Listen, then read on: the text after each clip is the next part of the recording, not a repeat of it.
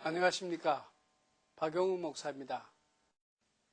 노아 홍수 후에 홍수에서 살아남은 노아 가족들이 배에서 나와서 노아의 세 아들 셈과 함과 야벳을 통해서 인류의 인종들이 다 퍼지게 되었습니다.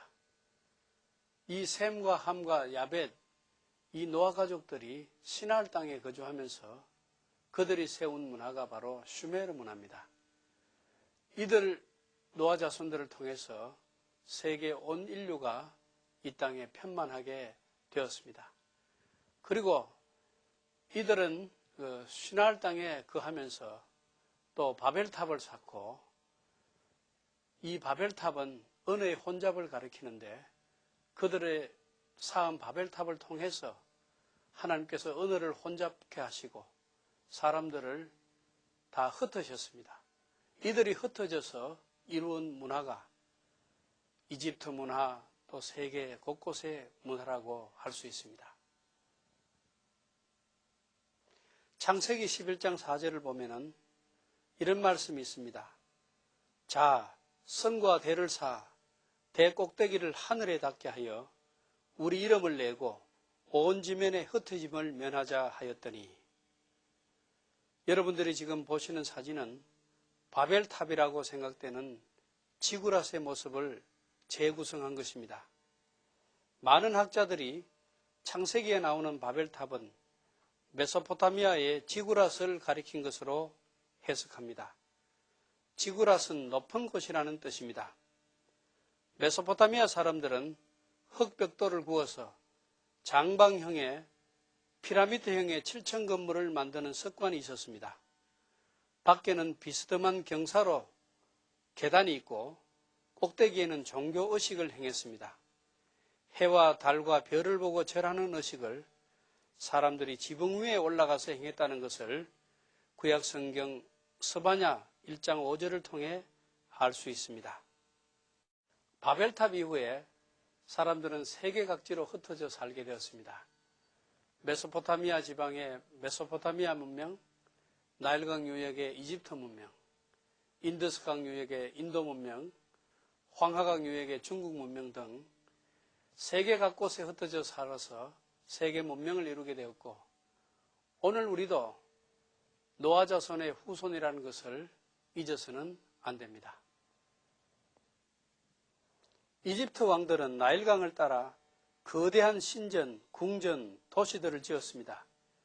사진은 기독교를 국교로 만든 로마 황제 데오도시우스 1세가 기원 후 390년 이집트의 룩소 지방에 있는 카르나게 아몬 신전에서 콘스탄티노플로 가져간 투트모스 3세의 기둥입니다. 투트모스 3세는 모세의 출애굽 당시 이집트 왕 람세스 2세 이전의 왕입니다. 따라서 모세는 투트모스 3세가 세운 이 기둥을 보면서 이집트 왕궁에서 자랐다고 할 수 있습니다. 우리는 메소포타미아에서 인간의 교만으로 쌓은 바벨탑과 이집트에서 이집트 왕 투트모스 3세가 만든 기둥을 보면서 인간의 교만의 죄를 생각하게 됩니다. 따라서 우리는 하나님 앞에서 교만이 어떤 불행을 가져왔다는 걸 생각하고 겸손해야 된다고 생각합니다. 예, 오늘 우리가 함께 보려고 하는 부분이 인물 성경 중에 내용은 나와 있진 않지만, 그 교재 안에는 나와 있진 않지만 많이 중요한 부분이기도 하기 때문에 이제 바벨탑이라고 하는 부분을 한번 나눠볼까 하고요. 여러분이 알고 있는 바벨탑, 우리가 알고 있는 바벨탑이라고 하고 있는 그 기억은 어떤 거죠? 아마 이 그림을 더 많이 보고 있지 않을까요? 브레일겔이라고 하는 화가가 그린 그림인데, 우리 이 그림을 가지고 바벨탑 이런 모양이었을 거야. 하늘을 향하여서 계속 올라가다가 마지막에는 무너진 이런 네덜란드 화가로 알고 있는데요. 이분이 이렇게 이런 그림을 이제 그림으로 인해서 바벨탑의 이런 모양이었겠구나. 그러면서 이제 타고 돌겠죠. 이렇게 빙글빙글 돌면서 원뿔형으로 올라가는데 구름까지 올라가고 그러면서 내려왔을 것이다. 그런데 하나님의 이제 심판으로 인해서 이것이 무너졌다. 이렇게 이제 우리가 알고 기억하고 바벨탑은 이런 모양이었을 거야 이렇게 되어 있는데요. 실제로요. 성경 안에서 원역사라고 표현하고 있는데요. 창세기에는 1장부터 11장까지의 내용을 원역사라고 부릅니다. 근본적인 역사죠. 그런데 여기에는 네 가지의 가장 큰 표현들이 있는데, 사건들이 있는데, 천지창조와 인간의 타락, 그리고 대홍수, 노아의 홍수라고 하는 이야기와, 그리고 짧은데, 너무나 짧은데도 불구하고 너무나 강한 인상을 주는 바벨탑 사건. 이 네 가지가 원역사입니다. 그리고 이제 11장이 끝나면서, 셈의 족보로 끝나면서 이제 누구로 나오죠? 우리가 알고 있는 아브라함 얘기가 이제 딱 나오기 시작한 거거든요. 셈의 족보가 되면서 데라를 낳고 데라가 아브라함을 낳고 하는 족보가 나오고, 그 다음에 하나님이 아브라함을 불러다가 어떻게 해요? 하나님 지시할 땅으로 가라. 이렇게 이제 얘기가 시작됐는데, 여기에 우리가 보고자 하는 것은 뭐냐면, 바벨탑과 연결해서 우리가 보는 가장 큰 내용 중에 하나가 뭐냐면, 언어예요. 하나였던 족속이 하나였다가 어떻게 돼요? 언어까지도 갈라지면서 지역으로 흩어지는 이런 모습을 보게 되는데, 자, 언어라고 하는 것은 말하는 사람이 있는가 하면 듣는 사람이 있겠죠. 서로가.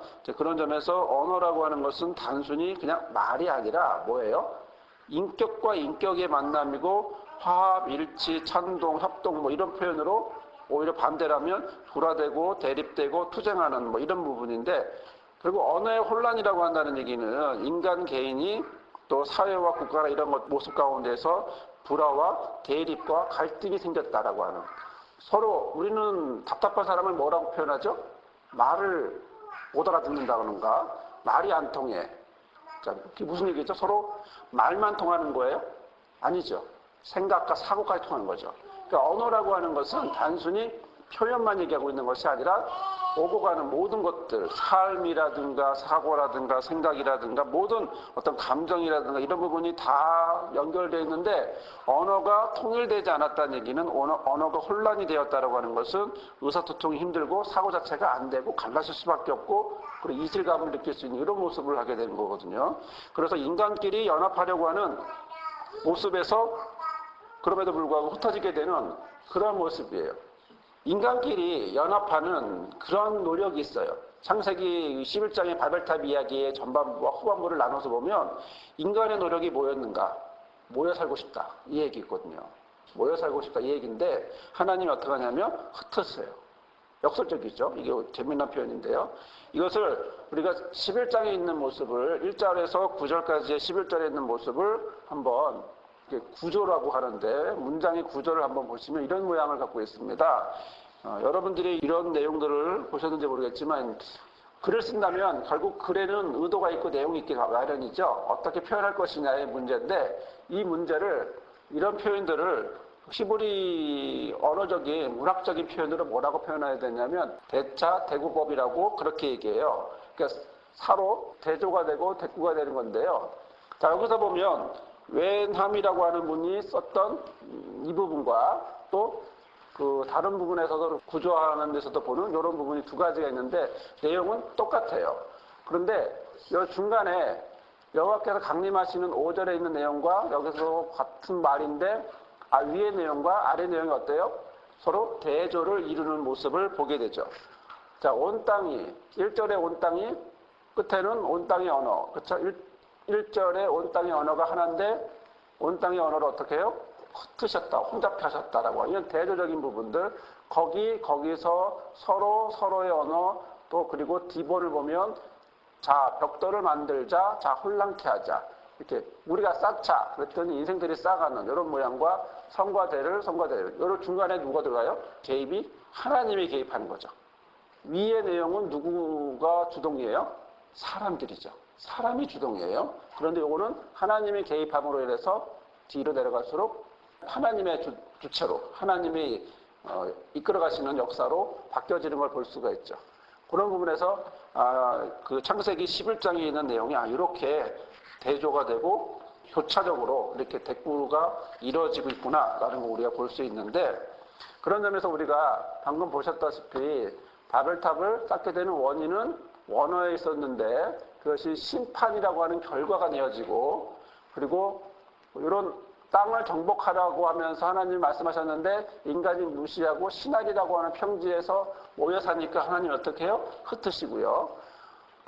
인간들의 약한 협력이 서로 뭉쳐서 결합하자, 함께하자 이런 부분이 있었기 때문에 이런 악한 협력에 대해서 하나님은 초자연적인 역사로 나누시는 이런 하나하나의 모습들이 보여지게 되고 인간의 어리석은 시도가 전능하신 하나님에 의해 어느 혼잡이라는 결과가 가져왔음을 보여주고 또 인간이 행하는 모든 일들을 하나님께서는 항상 살펴보고 계시다라고 하는 그런 부분에서 하나님이 어떻게 해요? 오시는 거죠.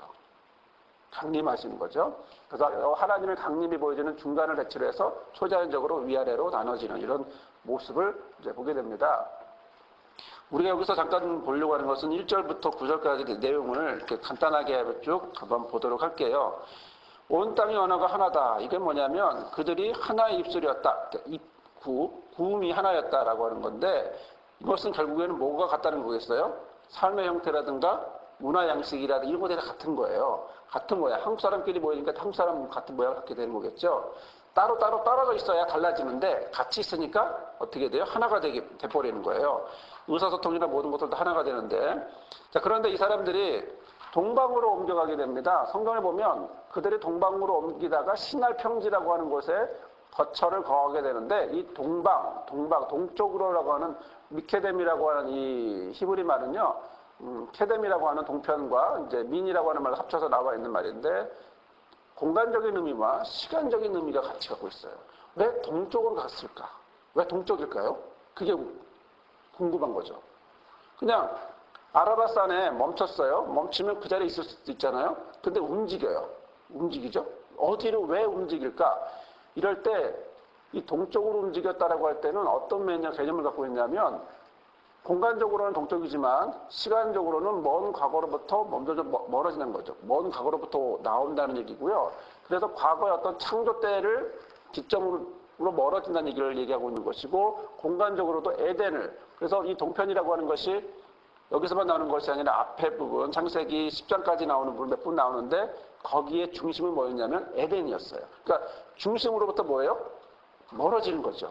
그러니까 동편으로 갔다는 얘기가 무슨 얘기냐면 하나님이 세우신 에덴이라는 곳부터 어떻게 사방으로 확장이라는 의미도 있지만 멀어진다고 하는 의미도 같이 갖고 있는 거예요. 그러면 시공간적으로 어떤 뜻을 갖고 있냐면 하나님이 창조한 그때와 그 다음에 에덴에서 더욱 동쪽으로 멀어져 가는 것은 하나님과 멀어지게 된다. 결국 어디로 간다? 죄로 가게 된다라고 하는 그런 느낌을 갖게 하는 거죠.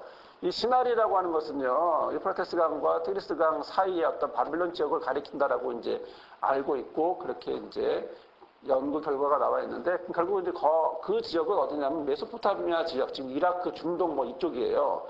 그쪽인데, 그쪽에 이런 바벨론 지역들이 이렇게 쭉 있게 되고, 거기서 굉장히 많은 문명들이 세워졌다, 없어졌다, 세워졌다, 없어졌다 하면서 그 중에 우리가 알고 있는 아시리아, 바벨론, 뭐 거기 다 그쪽에 있는 것들이죠. 그들이 가끔 내려와서 침략하기도 하고, 그래서 이스라엘이 멸망하고, 나중에 유대 나라가 멸망하고, 이런 모습도 이제 하게 되는데, 여하튼 이 땅은 재미난 것은 우리가 이 땅에서 우리가 볼 수 있는 건 뭐냐면, 땅이 좋고 사람이 살만한 곳이라는 거예요. 자, 그러면 사람들은 어떤 생각을 하게 될까요? 그들이 그것을 발견했다는 거죠. 자, 여기서 있자. 근데 이제 여기서 있자라고 생각하게 된 겁니다. 그 행동과 그 결정과 주체가 누구예요? 하나님이 없이 자기들의 말만의 하나님의 의사와는 관계없는 자신들이 의사결정을 하게 되고 결국 하나님을 바라보기보다는 내 안락함, 내가 원하는 것을 선택하게 되죠. 여러분 그 아브라함과 롯에 대한 비교 아시죠? 눈을 들어보니까 롯이 뭐예요? 네가 저쪽 가고 내가 이쪽 가고 이렇게 얘기할 때 롯이 뭐라고 말하냐면 눈을 들어보니까 요단 지역을 바라보니까 서울까지 온 땅이 물이 넉넉하니 여호와께서 소돔과 고모라를 멸하시기 전이었기 때문인데 뭐예요? 여호와의 동산 같고 애굽 땅과 같이 그렇게 좋은 땅이라는 거예요. 그러니까 롯이 어떻게 나 저쪽 갈래요? 이런 거거든요. 저쪽 갈래요. 그랬더니 어떻게 돼요? 나중에 이 땅이 소돔과 고모라가 멸망을 하게 되는 거죠. 근데 아브라함은 하나님이 지시할 땅으로 좋은 땅은 아니지만 지시할 땅으로 가게 되는 것이고 자, 그런 점에서 우리가 3절에 보면, 자, 그러면서 이제 딱 거하게 되니까 뭐라고 말합니까? 서로 말하되 벽돌을 만들어 서로 굽자. 뭐 이러면서 이야기를 하면서 돌을 대신하면서 역청으로 진흙을 대신한다. 이렇게 말하는데, 벽돌을 만드는 건 고되고 어려운 작업이에요. 그런데요, 서로 부추기면서 격려하면서 그렇게 하는 건데 하나님 없이 자기들끼리 하겠다는 거거든요. 그런 의미를 갖고 있어요.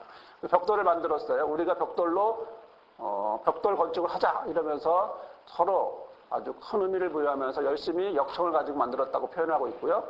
4절에 보면 또 말하되 자 성읍과 탑을 건설하여 그 탑 꼭대기를 하늘에 닿게 하여 우리 이름을 내고 온 지면에 흩어짐을 면하자 이렇게 표현을 합니다. 자, 성읍과 탑을 건설한다는 게 뭘까요? 높이 쌓는다는 거죠. 그리고 우리를 위하여 한 도시 그리고 한 탑을 쌓을 거다. 그러니까 미완료 시제라고 그래서 이게 한 번 하고 마는 게 아니라 계속 그러는 거죠. 한 번 딱 세운 게 아니라 이런 건물과 성읍과 탑이라고 하는 이런 것들을 계속 누가 어떻게 해요? 계속 만들어내고 있는 것을 얘기하고 그리고 그 탑 꼭대기를 하늘에 닿게 하자 이렇게 표현한단 말이죠. 그리고 그것의 꼭대기 그 하늘들 안에까지 가겠다. 뭐 이런 표현들이고 탑 꼭대기를 하늘에 닿게 하고 싶어하는 그런데 우리가 기억해야 될 내용이 하나 뭐냐면 바로 이런 우리 이름을 내고라는 겁니다. 우리 이름을 내고 여기 왜 이런 이름 말이 나왔을까라는 거죠. 좀 이따 또 말씀드리겠지만 우리는 우리를 위하여 한 이름을 만들자 이런 뜻입니다. 이름은 뭐예요? 이름은 결국 옛날에 이름은 무슨 행동을 하는 거죠?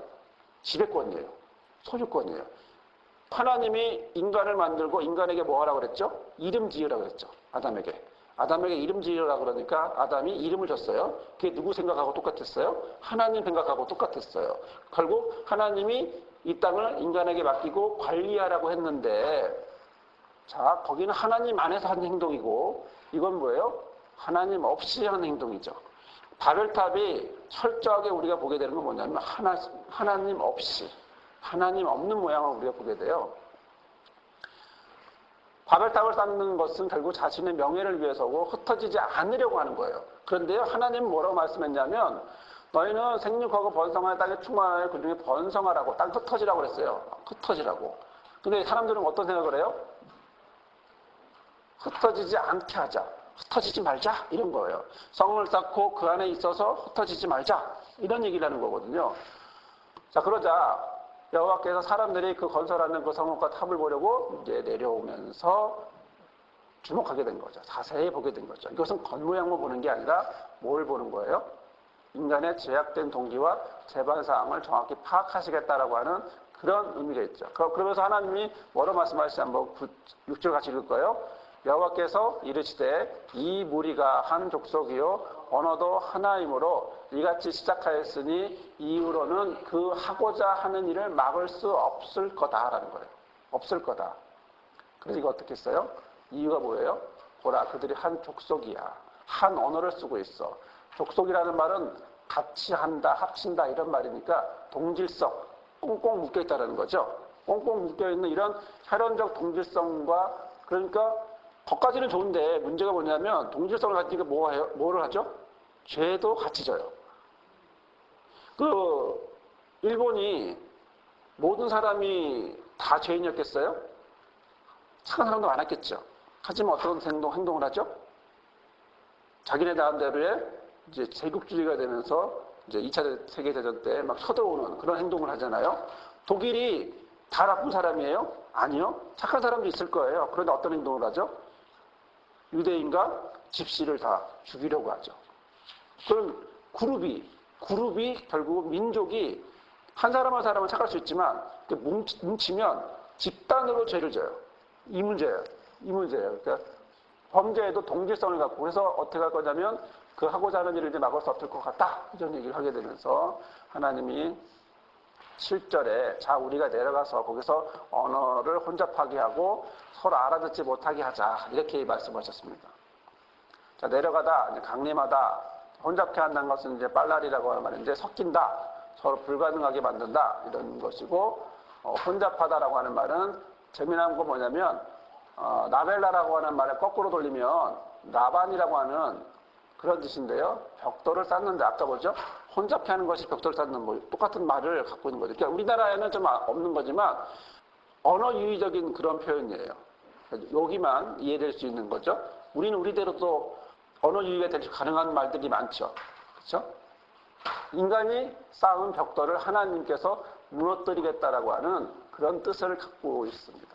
8절 같이 읽을까요? 여호와께서 거기서 그들을 온 지면에 흩으셨으므로 그들이 그 도시를 건설하기를 그쳤더라. 예. 그럴 수밖에 없겠죠. 이게 대화가 안 통하니까요. 말이 안 통하니까. 흩어질 수밖에 없는 거죠. 그러면 건설을 멈췄고 흩어지기 시작한 겁니다. 이건 부수다, 산산이 깨트리다 그런 것처럼 유리그릇이 바닥에 떨어져서 산산이 부서짐 같이 그렇게 도저히 조각을 맞출 수 없을 그런 모습을 하게 되면서 그렇게 결국 인간들이 분열하게 되고 또 인간들은 바벨탑을 쌓은 이유가 뭐예요? 흩어지지 않기 위해서 꽁꽁 묶어서 싸우고 싶었거든요. 그런데 하나님의 명령은 뭐예요? 흩어지라는 거였어요. 그 명령을 어기니까 하나님의 능력으로 언어를 어떻게 해요? 혼잡케 함으로 그들이 강제적으로 일교지면으로 딴 곳으로 흩어져서 살아갈 수 있도록 그렇게 한 거죠. 자, 그러므로 그 이름을 바벨이라고 하니 이는 여호와께서 거기서 온 땅의 언어를 혼잡케 하셨습니다. 여호와께서 거기서 그들을 온 지면에 흩으셨더라 라고 말씀을 하고 있습니다. 재미난 건요, 바벨이라는 말이 혼잡케 한다는 뜻인데요. 이 빠랄이라는 말과 바벨이라는 말로 변하면서 혼잡, 혼란을 의미하는 겁니다. 자, 고대 근동에는 이게 신의 문이라고 표현했지만 원래는 이게 신의 문이라는 뜻을 갖고 있지만 실제로는 뭐예요? 혼잡이라는 뜻을 갖고 있는 거죠. 언어가 혼란이 되니까 걔네들은 신의 문이라는 뜻으로 세웠겠지만 이스라엘적으로 바벨이라는 의미는 혼란이라는 의미를 갖고 있어요. 그런 점에서 그들이 하늘까지 닿아서 신들이 있는 곳까지 문을 도달하겠다라고 했던 이들의 의도는 실제로는 꺾이게 된 거죠. 자, 그러면 우리가 좀 여기서 복잡할 수도 있고 간단할 수도 있지만 간단하게 우리가 이 지역이 아까 시나리 어디라 그랬죠? 메소포타미아 지역이라고 하는 그것이거든요. 이 지역에서는 원래는 이제 이 두 강 사이, 메소포타미아라는 말이 두 강 사이라고 하는 말인데 여기서는 이제 바벨로니아, 아시리아 뭐 이런 많은 나라들이 세워졌어요. 오랜 세월 동안에서 이렇게 최초의 문자도 만들고요. 그러면서 뭐 여러 우르크, 라가시, 키시바 하는 도시들도 만들어지고 막 생겨지면서 뭐가 만들어졌냐면 우리의 관심인 바벨탑이 뭐냐는 거예요. 바벨탑. 여기 보면 고대 바빌로니아가 있고 그다음에 신바빌로니아가 있어요. 그러니까 바빌로니아가 두 가지가 있는데요. 1800년대에 기원전 1800년대에 세워진 고대 바빌로니아와 그다음에 BC 600년경에 세워진 신바빌로니아가 두 가지가 있는데 우리 여러분 다 들어보셨죠? 그 하무라비 법전 뭐 이런 식의 얘기들 한번 들어보셨을 텐데 그런 것들이 막 생기면서 굉장히 발전을 하면서 뭐 했는데 그들이 뭐 하냐면 자, 여기서부터는 고고학적인 얘기예요. 역사적인 얘기인데 우리가 성경적인 얘기로 보았다면 그 성경이 뭐가 증거가 돼야 돼요? 과학이 증거를 해줘야 되는 거죠. 과학과 근거가 있어서 표현을 해주고 맞춰줘야 되는 건데 그 내용 중에 하나가 뭐냐면 수도 바벨론의 성벽을 쌓고 바벨론의 수신인 마루두크라고 하는데 마룩이라고 하는 이 신을 주신으로 주된 신으로 강한 신으로 하면서 서로 이 두 신들을 이렇게 합치면서 각지에서 어떻게 하냐면 신전을 세워서 중앙 집권제도 신을 중심 옛날에는 신 중심이죠. 그렇죠? 옛날에는 그 단군이라고 하는 것도 실제로는 단군이 왕으로만 있는 게 아니라 어디 있죠? 어떤 제사장으로서의 모습도 있잖아요. 왕 신정 정치라고 그래서 종교와 정치가 같이 그 종교를 맞물려서 하는 그런 시대의 사람들인데 신전을 통해서 중앙 집권을 하려고 하는 이런 모습들이었어요. 그래서 쭉 내려오면서 기원전 626년에 신바빌로니아가 생기면서 우리가 알고 있는 바벨론 이제 이스라엘을 멸망시키고 유다가 이제 바벨론 포로로 가는 뭐 이런 바벨론에 대한 이야기가 그 뒤로 쭉 생기면서 그런 내용들도 있고요. 그 다음에 바벨론 성을 중건하고 다시 새롭게 하고 다시 신전을 재단하고 이런 모습들이 옛날에 했던 거 다시 하겠죠. 그 고려라는 나라가 여러분 그 어느 나라를 이어받은 거죠? 고구려를 이어받은 거잖아요. 그런 식으로 옛날에 그 지역에 있었던 전통을 다시 자기가 정통성을 받아들이기 위해 뭐 이런 개념들을 이제 이 지역에 당연히 있는 건데 그런 점에서 우리가 다른 여러 가지 것들이 있지만 그 중에 우리가 하나를 보려고 하는 건 뭐냐면 아까 우리가 봤던 지그라트라고 하는 겁니다. 이 지그라트라고 하는 이게 뭘까라는 거예요. 여기 보면 바벨론 성을 신바벨론이 그 바벨론 성을 중건하면서 그 주신이었던 그 마루두크라고 하는 마룩이라고 하는 이 신을 위해서 신전을 만들기 시작해요. 그러면서 주변을 다 발굴해 보니까 신전만 55개고 1,000개가 넘는 신전이 있었고, 그리고 여신을 위해서는 180개가 있었고, 또 마루두크 신전을 위해서 지을 때 그에 딸린 거대한 지그라토도 같이 옆에서 각 만들어내고, 그리고 바벨론시의 중심에는 이런 마루두크 신의 어떤 성역 안에 화려한 청색 벽돌을 세워서 부어서 탑을 쌓아 올리고 하는, 이런 우리가 알게 하는 바벨탑을 연상케 하는 그런 바벨탑이 수세기 전에도 계속 이런 사람들을 위해서 계속 만들어져 가고 있었어요. 그러면서 이게 무슨 얘기냐면 결국에는 왜 그들은 이 신전을 만들었을까? 두 번째, 이런 지그라트라고 하는 것을 왜 만들었을까라는 거죠. 우리는 바벨탑이라고 표현했는데, 바벨에 있는 탑, 바벨탑이라고 표현했는데, 혼잡케 하는 신의, 그러면 이 사람들은 신의 문이라고 표현하는 이거 지그라트라고 하는 같은 연결되는 이 부분이 왜 이들은 이런 걸 만들었을까? 왜일까요? 여러분 생각하기에 왜 이런 신전을 거대하게 만들어낼까요? 우리가 잠깐 보진 않았지만요, 여기서도 이제 좀 이따 나오는데, 이 바벨탑이라고 하는 것은 이제 많은 학자들이 그것일 것이다. 지그라트의 하나로 보았을 것이다. 그중에 큰 지그라트였을 것이다. 이렇게 학자들이 많이 이제 고고학자라든가 이제 이쪽들이 보고 있는데, 이 지역에서는 기원전 3000년부터 수메르 때부터 해서 기원전 500년까지 계속해서 수백 개의 지그라트가 계속 세워진 거예요. 계속. 거의 3000년부터 오랜 세월 동안, 그렇죠? 오랜 세월 동안 세워진 거죠. 자, 지그라트는 이 지역에 수많은 신들을 숭배하기 위해서 만들어진 건데, 각 도시는 자체 수호 신들을 위해서 지그라트를 최소한 하나씩, 신들의 하나씩마다, 거기는 다 신이죠. 신이 많죠. 그러니까 신마다 하나씩 막 다 만들어주는 거예요. 그리고 지그라트가 가운데 있는데 하늘에 닿을 만큼 높이로 쌓아 올린 최고의 탑은 신 바벨로니아 때 재건했던 이 에테멘나키라고 하는 이런 것인데요. 하늘과 땅의 기초가 되는 집이라고 하는 뜻인데, 이런 탑을 만들게 됐습니다. 그러고 나서 과거에 몇 차례도 무너졌다 다시 짓고 무너졌다 다시 짓고 이렇게 하면서 시간이 지나면서 했는데, 이 벽돌이 얼마나 들어갔냐면 8,500만 개가 들어가는 거예요.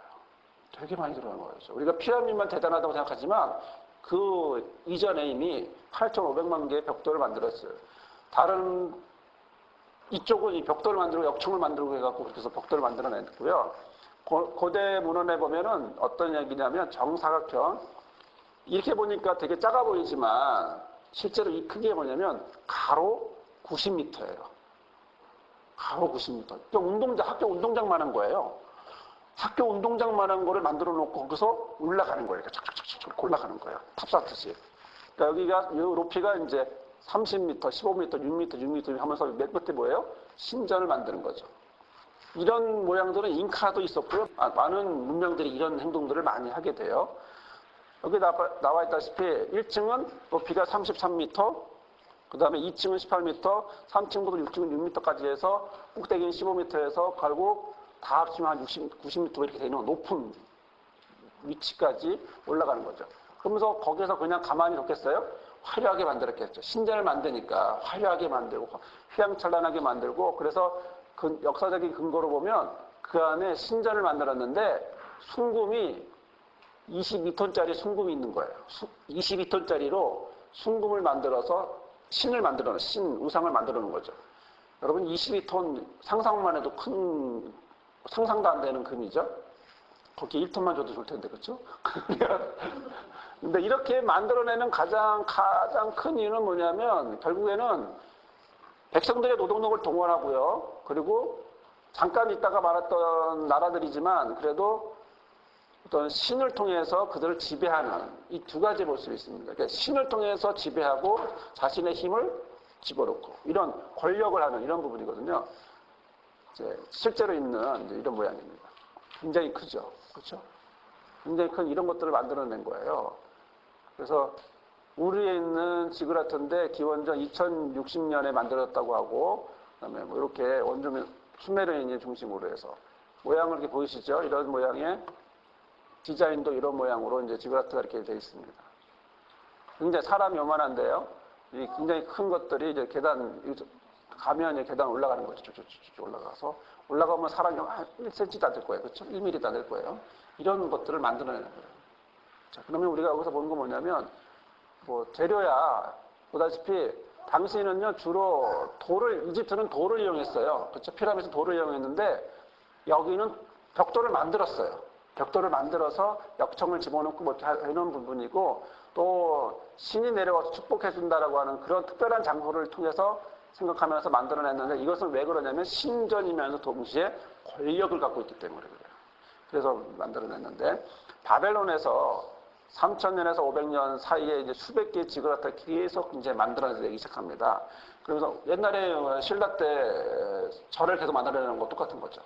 그렇죠? 고려 때 절 만들어내고 하는 건 그런 뜻이에요.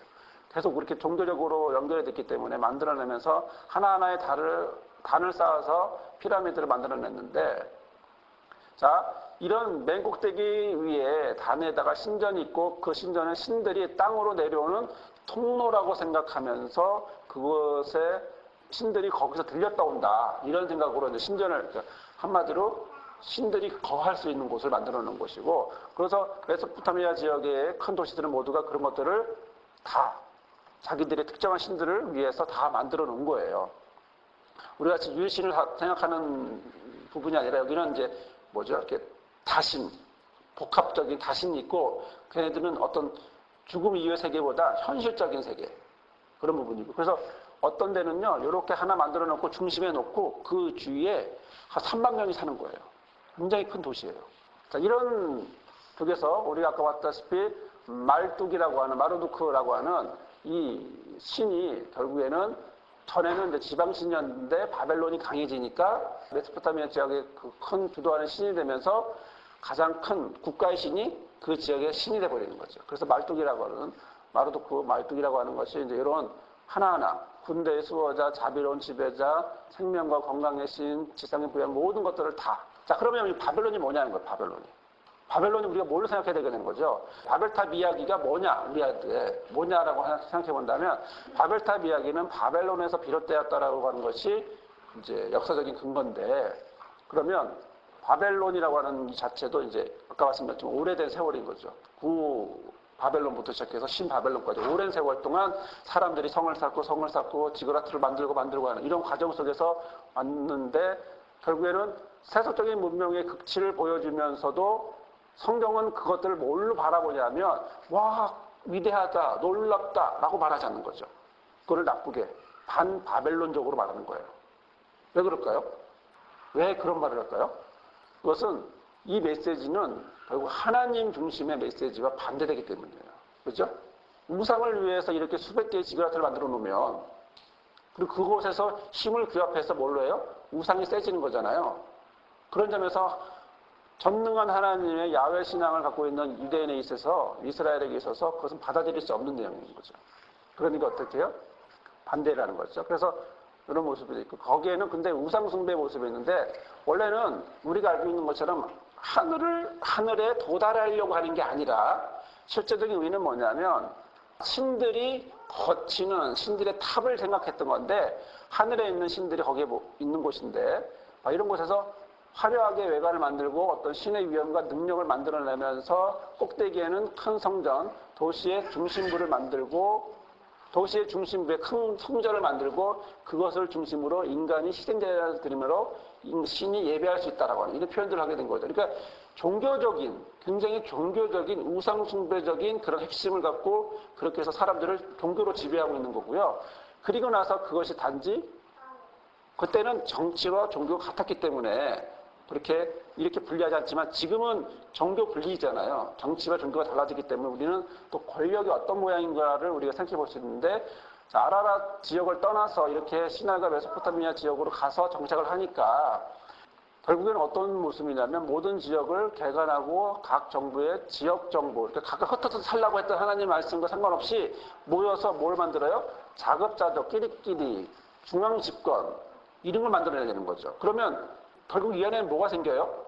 지배계급이 생길 수밖에 없어요. 권력을 가진 자와 그 권력을 받은 자. 그래서 모든 사람이 다 저걸 만드는 게 아니라 힘 있는 자가 힘 없는 자를 시켜서 노동력을 착취하죠. 그래서 이제 노예처럼 살아가는 이런 모습. 그래서 결국 정말 사람답게 살아갈 수 있는 곳이 아니라 어떤 모습이에요? 지배인과 피지배. 지배와 피지배자의 모습으로 살아가는 거죠. 주인과 종이에요. 근데 주인은 몇 명이에요? 한두 명. 나머지는 다 종. 이런 모습인데, 인간답지 않은, 같이 모여 살아서 행복하면 뭐 괜찮은데, 그게 아니라 자기 마음대로 부려먹는. 그래서 이집트는 파라오 한 명만 사람이고 나머지는 다 노예와 마찬가지 그런 모습을 살아가고 있는 귀족 말고는 나머지는 다 그런 시대가 어느 지역이나 다 있죠. 그렇죠? 자, 그런 점에서 계획된 어떤 이런 정치적이고 종교적인 어떤 중심지, 이런 힘을 나타내는 곳, 바로 이런 곳에서 성읍과 탑을 건설해서 그 탑 꼭대기 하늘을 닿게 해서 우리 이름을 내자, 이런 건데요. 아까 말씀드린 것처럼 스스로 우리 이름을 위하여 이름을 내자라고 하는 것은 하나님 없는 이름은 하나님이 주신 지배권이에요. 근데 하나님 없이 자기가 하겠다는 얘기는 누가 하나님 되겠다는 거예요? 자기가 하나님 되겠다는 거죠. 내가 하나님 되겠다는 거죠. 그러니까 진정한 이름을 만드시는 분은 하나님인데, 근데 그 하나님의 일을 누가 뺏었어요? 인간이 함부로 남용하는 거죠. 하나님이 이것까지 허락하신 건 아니에요. 그렇죠? 이름을 지을 수 있어요. 지혜를 주셨어요. 그러나 이런 식으로 하라는 건 아니었다라는 거죠. 그래서 창세기 2장 9절에 보면 아담이 이름을 줬는데 하나님이 바로 그 이름이었다. 이렇게 이제 결국 하나님 없이 스스로 살아보겠다라고 하는 사람들의 발악이에요.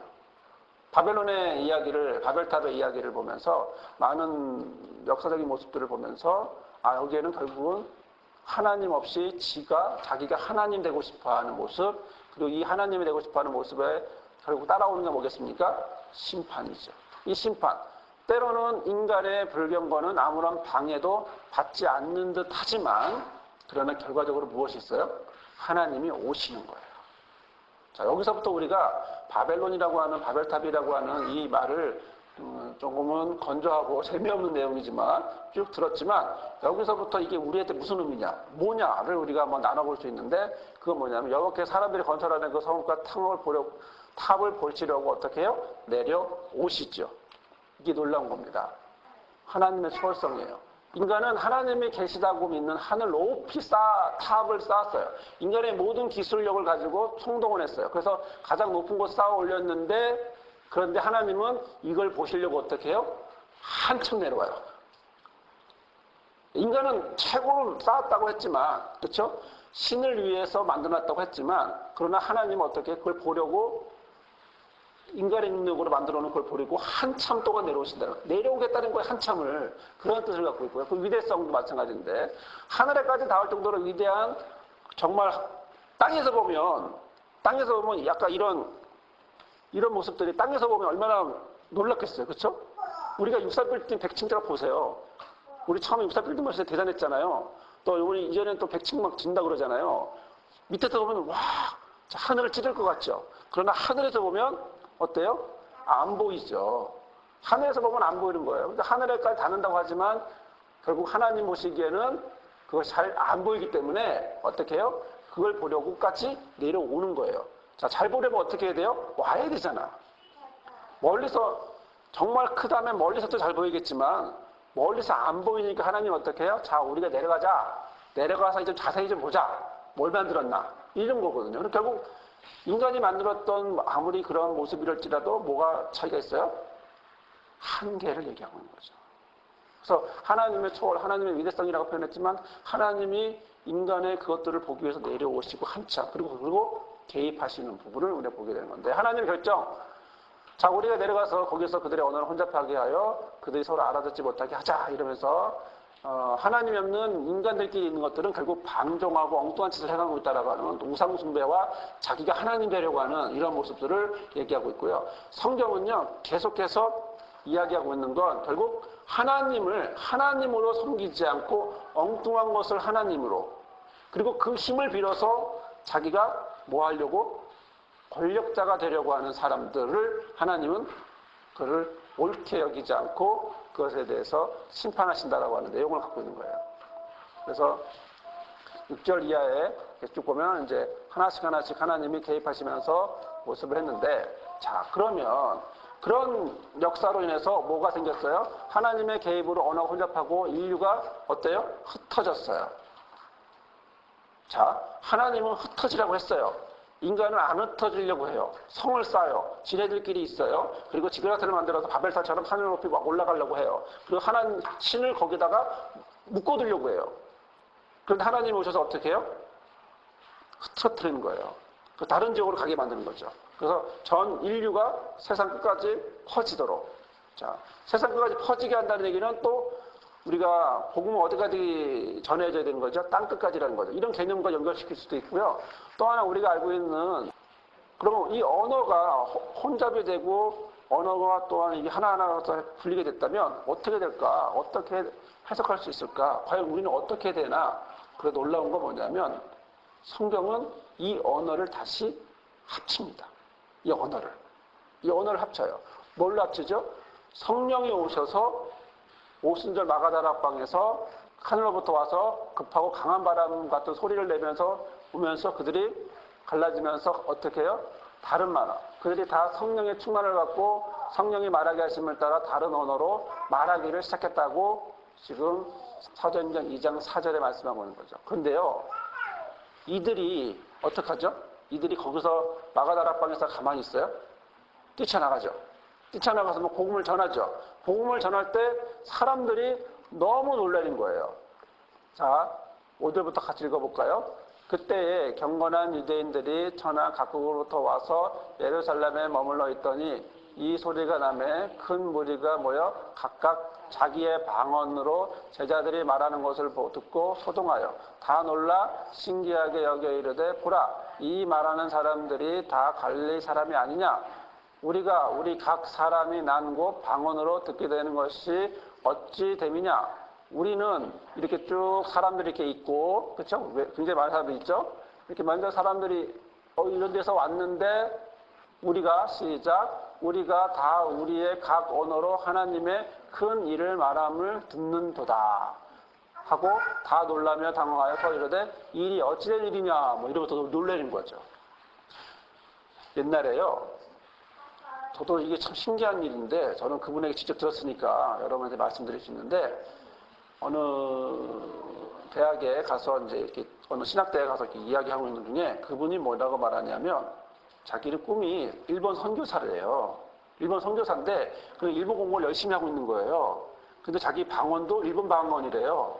그래서 어느 날 단기 선교를 일본을 갔어요. 가서 복음을 전하고 하는데 또 언어적인 걸 딸리잖아요. 그러니까 이제 그래서 아예 모르겠다 싶어서 언어적인 게 좀 딸리니까 복음을 전하다가 준비된 거 다 바닥나고 들으려고 하는 것 같고, 그래서 이 사람이 순간 무성이 들어가면 에라 모르겠다 그러면서 근데 방언으로 그냥 기도하는 마음을 방언했대요. 자기 방언이 자기 잘 못 알아듣지만 일본어투래요. 그래서 했는데 듣는 사람들이 자기는 자기가 무슨 말하는지 몰랐는데 듣는 사람들이 끄떡이더래요. 계속 끄떡이더래요. 그래서 이게 뭔 소리, 무슨 일인가 이런 걸 얘기했다고 그러면서 이제 그분이 이제 나중에 또 그 뒤로도 뭐 일본 선교도 가셨겠죠. 단기 선교 갔다 오면 또 그런 경험이 있었다고 이제 한번 말씀해 주신 적이 있는데, 이런 경험들이 가끔 자주 어떤 장소에 따라마다 있는 것 같아요.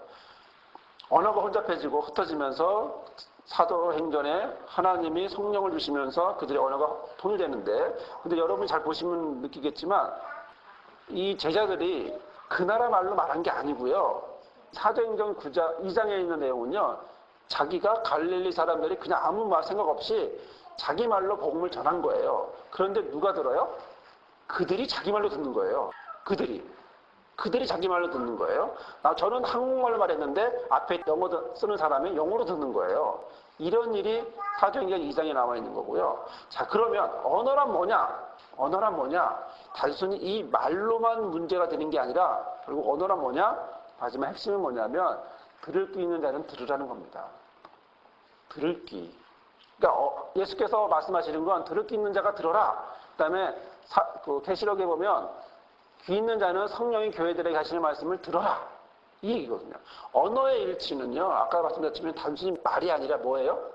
생각, 사고, 삶, 이것들이 일치되는 거거든요. 교회 안으로 해서 하나님이 주시는 예수 그리스도와 성령의 은혜 안에서 교회를 통해서 뭐예요? 일치되는 것. 언어 일치는. 겉으로는 1차적으로는 언어적 일치가 있지만 그러나 깊은 의미는 뭐냐면 같아지는 거죠. 같아지는 거. 인간이 하나님으로부터 멀어지고 자기가 하나님 되려고 했을 때 언어는 혼잡해집니다. 그리고 자연스럽게 뭐가 나와요? 자기 생각, 자기 것을 계속 주장하게 되죠. 무엇과 다르죠? 하나님과 다르죠. 하나님과 다르는 이런 생각들을 계속함으로 인해서 결과적으로 무엇이 혼잡스러워져요? 언어가 혼잡스러워지고 삶이 혼잡스러워지고 다 갈라지는 겁니다. 그런데 다시 그걸 누가 통일시켜요? 누가 하나가 되게 해요? 성경에서 말씀하시는 바로 예수께서 말씀하신 것처럼 들을 귀 있는 자는 들어라. 그리고 성령이 교회들에게 하셨던 말씀을 통해서 하나님이 하나가 되게 하는 이런 모습을 보게 됩니다. 그러니까 바벨탑이라고 하는 것이 그냥 몇천 년 전에 한 사건, 놀라운 사건, 심판이 있었다. 아니요. 그러기 위해서 바로 그것은 하나님이 단순히 심판으로만 끝나는 것이 아니라 바로 그것은 보호하는, 하나님이 한 사람 한 사람을 더 큰 죄를 짓지 않기 위해서 보호하는 그런 모습을 갖게 되고 또 그런 모습으로 어떻게 해요? 세워가려고. 하나님의 보호하심이 그 안에 있는 거죠. 그런 점에서 우리가 이 바벨탑에 대한 이야기를 함께 나누었는데 이 내용이 좀 고고학적인 내용이 들어가고 그래서 좀 어려울 수 있고 일반적인 성경 공부에서는 잘 이렇게 얘기하진 않지만 그러나 우리가 기억하고자 하는 것 바로 이런 부분.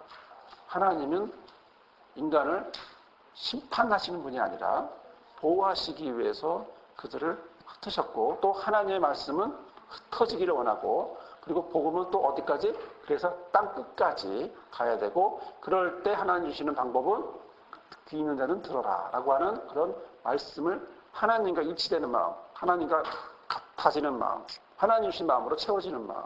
그래서 성령이 교회들에게 하시는 말씀을 들으라고 이 말씀을 하고 있는 거죠. 이 말씀이 저와 여러분의 삶에 함께하기를 주의 이름으로 부탁을 드립니다. 기도하겠습니다. 주님, 오늘 말씀을 통하여 바벨탑의 이야기를 통하여 하나님이 우리를 사랑하시되 우리를 어찌나 사랑하시는지를 보게 하시니 감사합니다. 성경은 들을 귀 있는 자가 들으라 합니다. 성령이 교회에게 하시는 말씀을 들으라고 말씀합니다. 하나님, 이 시간 기도하오니 우리의 삶이 언어적인 모습으로 여러 가지 상황 속에서 하나님을 바라보는 모습이 어려울 수 있지만 그러나 말씀을 통하여 그때그때마다 깨닫고 삶을 주 앞을 향할 수 있도록 주님과 동행할 수 있도록 인도하여 주옵소서. 예수님의 이름으로 기도드립니다. 아멘.